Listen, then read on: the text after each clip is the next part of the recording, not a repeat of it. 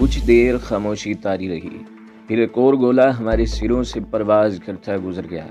آواز سے ہم نے اندازہ لگایا کہ یہ فائرنگ مارٹر سے کی جا رہی تھی، جو میرے لیے ہی نہیں بلکہ مجھ جیسے بہت سے لوگوں کے لیے تشویش کا باعث تھی۔ سمجھ میں نہیں آ رہا تھا کہ تخریب کار شہر میں مارٹر گنیں کس طرح لے آئے ہیں۔ یہ اس بات کا ثبوت تھا کہ ہمارے انتظامات میں انہیں کہیں بہت بڑا خلا نظر آ گیا تھا، جسے ان لوگوں نے خوب استعمال کیا تھا۔ اس کے بعد کوئی گولہ نہ پھٹا۔ تھوڑی دیر بعد جب ہم ان کے گرنے کی جگہ تک پہنچے تو میں نے اندازہ لگایا کہ فائرنگ کرنے والے یا تو بالکل نااہل تھے یا پھر ان کی گنوں میں سائٹ نصب نہیں ہے۔ شاید اسی وجہ سے وہ نشانہ صحیح نہیں لے پائے۔ اس بات میں کوئی شک نہیں رہ گیا تھا کہ مضافاتی علاقے ہمارے کنٹرول سے بالکل باہر ہیں، جس کا اندازہ اس ایک واقعے سے ہی لگا لیجئے کہ سدھیر گنج کا پاور اسٹیشن جو ڈھاکہ سے چند میل کے فاصلے پر ہے، تخریب کاروں کی کارروائیوں کا نشانہ بن گیا۔ اور جب وہاں مغربی پاکستان سے عملہ منگوا کر مرمت کے لیے بھیجا گیا تو ان کے محافظوں کی موجودگی میں تخریب کاروں نے 5 ٹیکنیشنوں کو مار ڈالا۔ عموماً مضافاتی علاقوں میں سفر کرتے ہوئے ہمیں یوں لگتا تھا جیسے ہم ٹیرری اینیمی سے گزر رہے ہیں۔ وہ افسران جن کے سر اندرونی شہر نظم و نسق قائم رکھنے کی ذمہ داری ڈالی جاتی، خود درد سر میں مبتلا ہو کر رہ جاتے۔ مسلمان اور پاکستانی ہونے کی حیثیت سے وہ اپنے معصوم بے گناہ ورگلائے گئے پوربو پاکستانی بھائیوں کے خلاف کارروائی کرتے ہچکچاتے یا پھر اس وقت ان پر فائرنگ کرتے جب دشمن عین سر پر آ جاتا۔ ان کی اس رحم دلی کے ہاتھوں اب تک سینکڑوں جوان بغیر ایک گولی فائر کیے شہید ہو چکے تھے۔ عموماً 100 یا 150 افراد کی ایک کمپنی کے ذمہ پورے شہر کی حفاظت ڈال دی جاتی۔ ان کے فرائض میں متعلقہ علاقوں کے ریڈیو اسٹیشنوں، بجلی گھر، تار گھر اور اسی نوعیت کی دوسری حساس قسم کی تنصیبات کی حفاظت کرنا اور انہیں دشمن کے ممکنہ حملے سے محفوظ رکھنا شامل ہوتا تھا۔ اول تو اتنے کم افراد سے اس بات کی توقع ہی رکھنا فوجی نقطۂ نگاہ سے سوائے بے وقوفی کے اور کچھ نہیں۔ اس کے باوجود جوان معجزاتی طور پر اپنی ذمہ داریوں سے عہدہ برآ ہو رہے تھے۔ اس طرح مجھ جیسے افسران جنہیں زیادہ تر میدانی عمل میں رکھا جاتا خود کو خوش قسمت جانتے۔ ہم لوگ زیادہ کارروائیاں دشمن کے علاقے میں گھس کر ہی انجام دیا کرتے تھے یا عموماً دشمن کے بھرپور حملے کا سامنا کرنے جاتے تھے۔ چھاونیوں میں ہمیں لمبے آپریشن کے بعد محض 1-2 روز آرام کرنے کے لیے ہی بلایا جاتا تھا۔ یہ رعایت بھی کچھ خوش قسمتوں کو ہی حاصل تھی، جن میں سے اتفاق سے ایک میں بھی تھا، ورنہ تو میرے کئی ساتھی افسران پچھلے کئی مہینوں سے مستقل اپنے فرائض کی انجام دہی میں مصروف تھے۔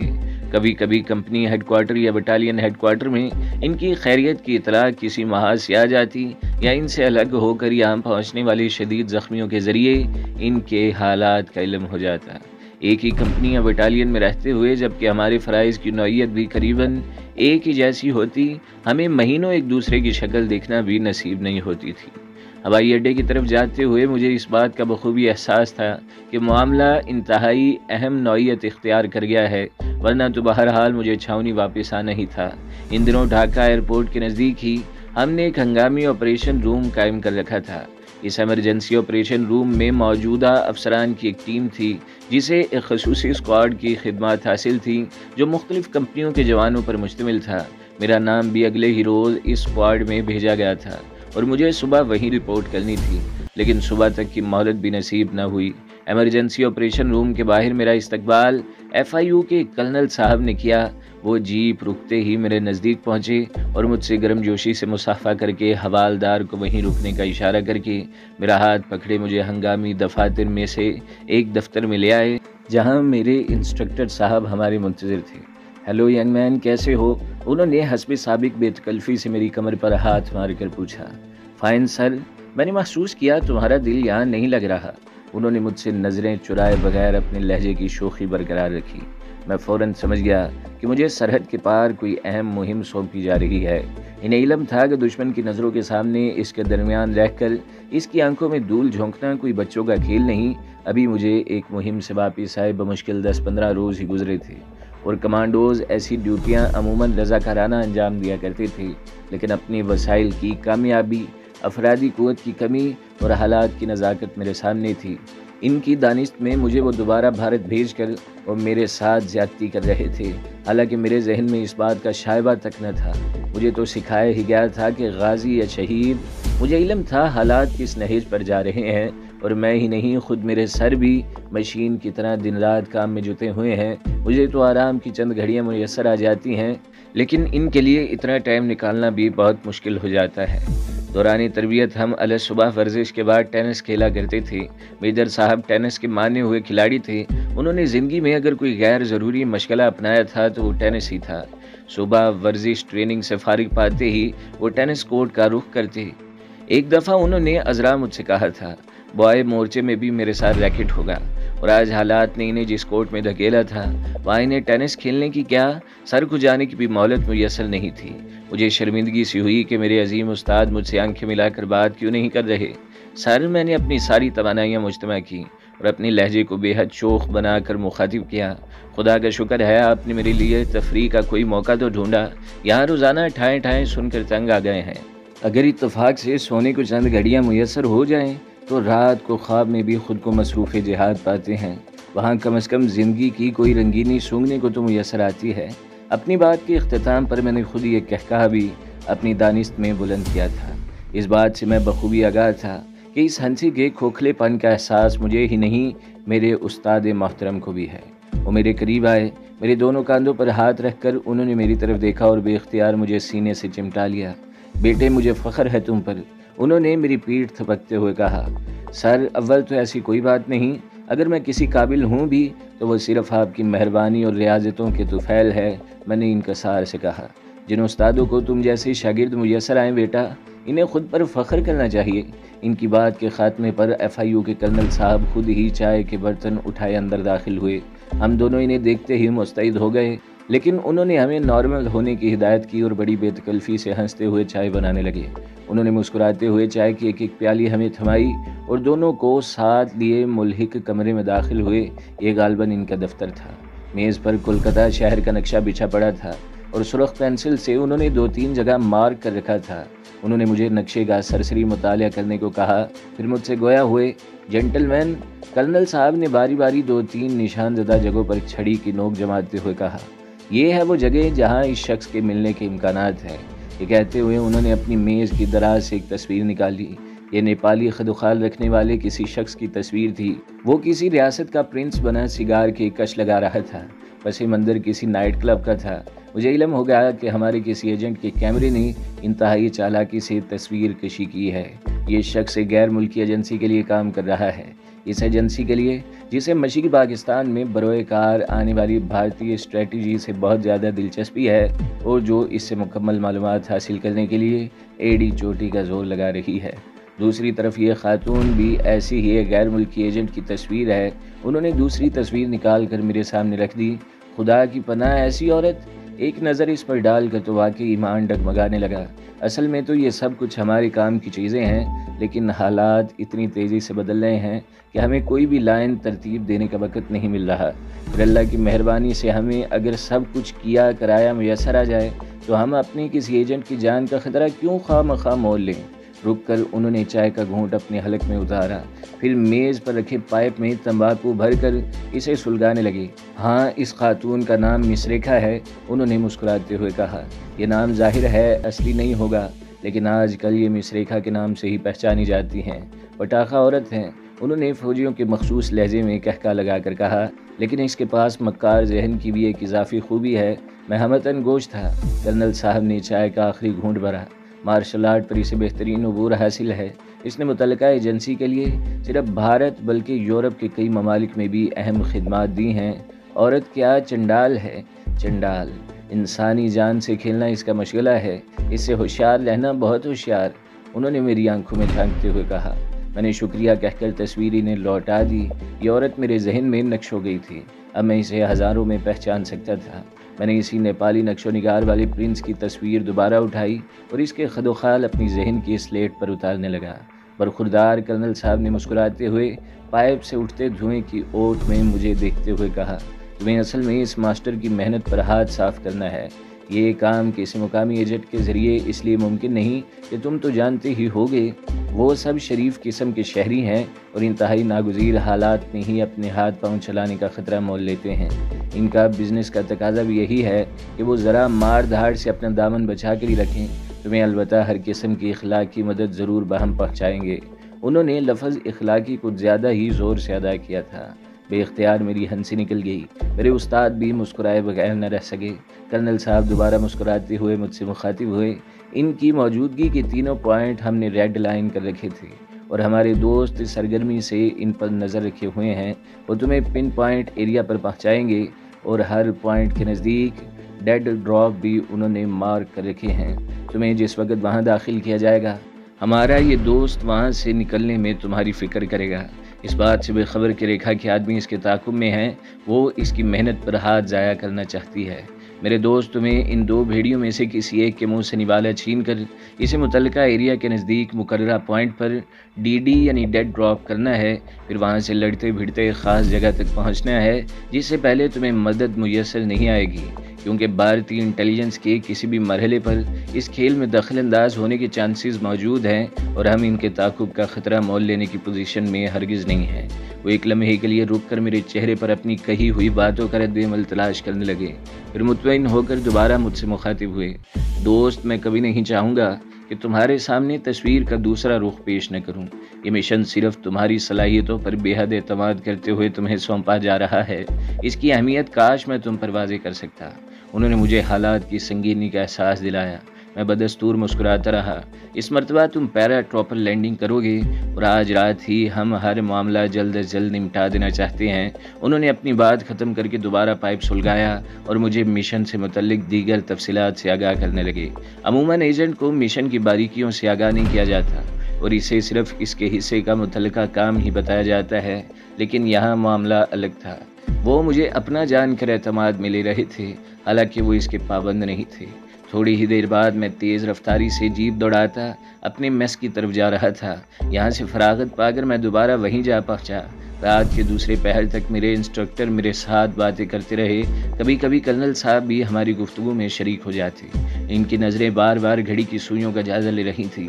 میں سویلین لباس میں چھاتا پہنے اب ایک جیپ میں ان کے ہمراہ آن بیٹھا، کیونکہ تھوڑی دیر پہلے ہی ہمیں یہ حکم موصول ہوا تھا۔ ہم دونوں استاد شاگرد اپنی اپنی سوچ میں گم جیپ میں اگلے حکم کے منتظر تھے۔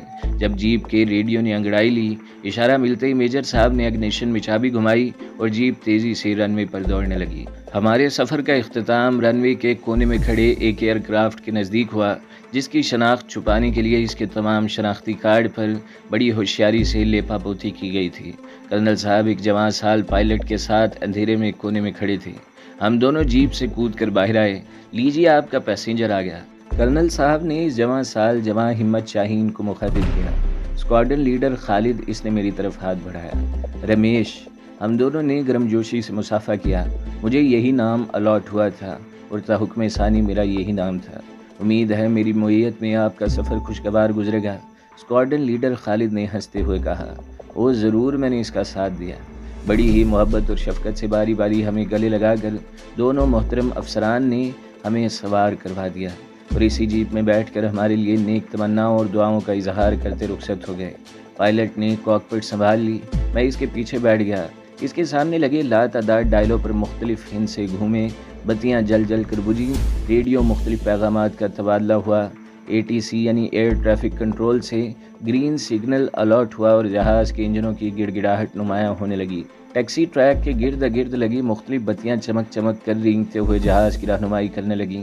آہستہ آہستہ پہیے پکڑنے لگے زمین۔ شہباز کے دائیں ہاتھ پر لگے لیور پر اس کا دباؤ بڑھا اور اس کے سامنے لگے ڈائل پر تھرکتی سوئی نے تیزی سے چکر کاٹے اور جہاز ایک جھٹکے کے ساتھ اوپر اٹھ گیا۔ آہستہ آہستہ وہ آسمان کی بلندیوں کو چھونے لگا تھا۔ ہم لوگ فضاؤں کا سینہ چاک کرتے آندھی اور طوفان کی سی رفتار سے دشمن کی طرف بڑھ رہے تھے۔ دشمن کا علاقہ شروع ہوتے ہی جہاز کی اونچائی گھٹنے لگی۔ ہم لوگ سطح سمندر کے اوپر پرواز کر رہے تھے۔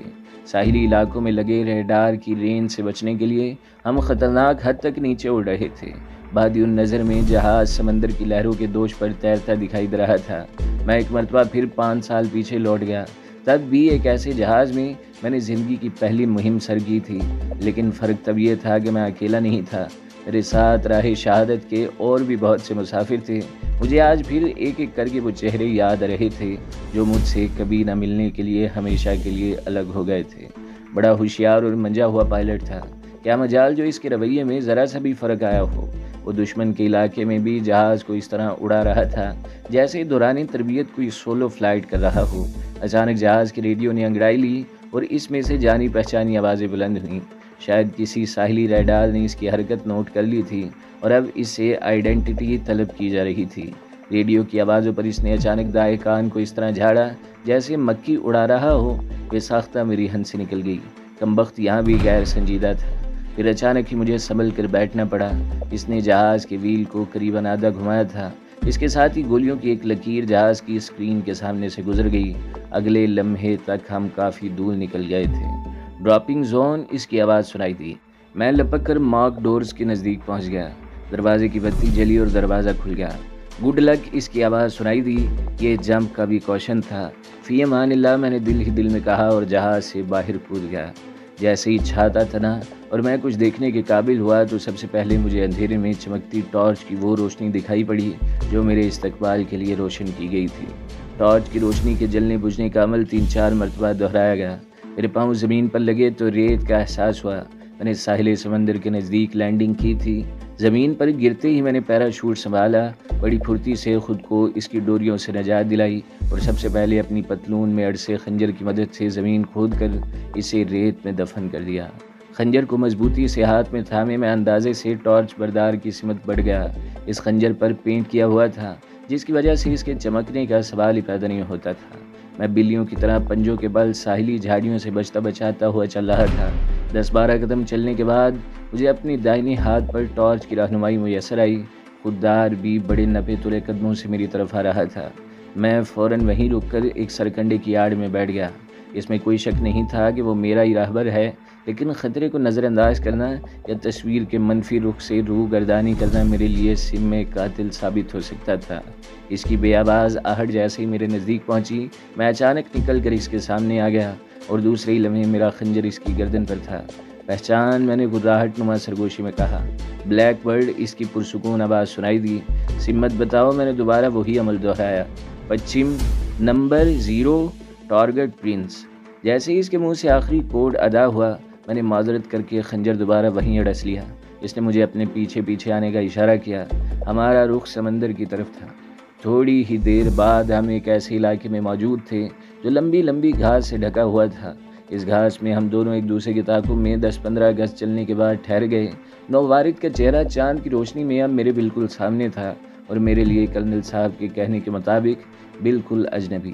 اس نے وہاں رکھا نائلون کا ایک تھیلا کھولا، اس میں سے کپڑے نکال کر مجھے تبدیل کرنے کا کہہ کر خود باہر نکل آیا۔ ان کپڑوں میں سے ماہی گیروں کی مخصوص بو آ رہی تھی۔ میں نے بڑی پھرتی سے ٹخنوں سے اونچا پاجامہ اور کرتا پہنا، خنجر کو بڑے حساب سے چھپایا اور اپنے کپڑے اسی تھیلی میں ٹھونس کر باہر آ گیا۔ میرے دوست نے سب سے پہلے اس تھیلی میں اچھی طرح ریت اور گھاس پھونس ٹھوسا کر پھر اسے سمندر کی پرشور لہروں کے حوالے کر دیا۔ صبح کاذب کی روشنی افق سے پھوٹنے لگی تھی۔ دور حد نگاہ سے پرے جہاں آسمان اور سمندر کا پانی آپس میں بغلگیر ہوتے دکھائی دے رہے تھے، ایک سرخ رنگ کی پراسرار سی پرتقدس سی روشنی سمندر کے نیلے پانیوں میں منعکس ہو رہی تھی۔ یوں محسوس ہوتا تھا جیسے سمندر کے پانی کو آگ لگ گئی ہو۔ ہم لوگ سمندر کے کنارے کنارے سفر کر رہے تھے۔ آہستہ آہستہ سورج کی خون رنگ ٹکیا بھی ہمارے عقب سے نمودار ہونے لگی۔ پھر روشنی کی لمبی لمبی لکیریں سمندر کے پرشور پانیوں پر جھلمل جھلمل کرنے لگیں۔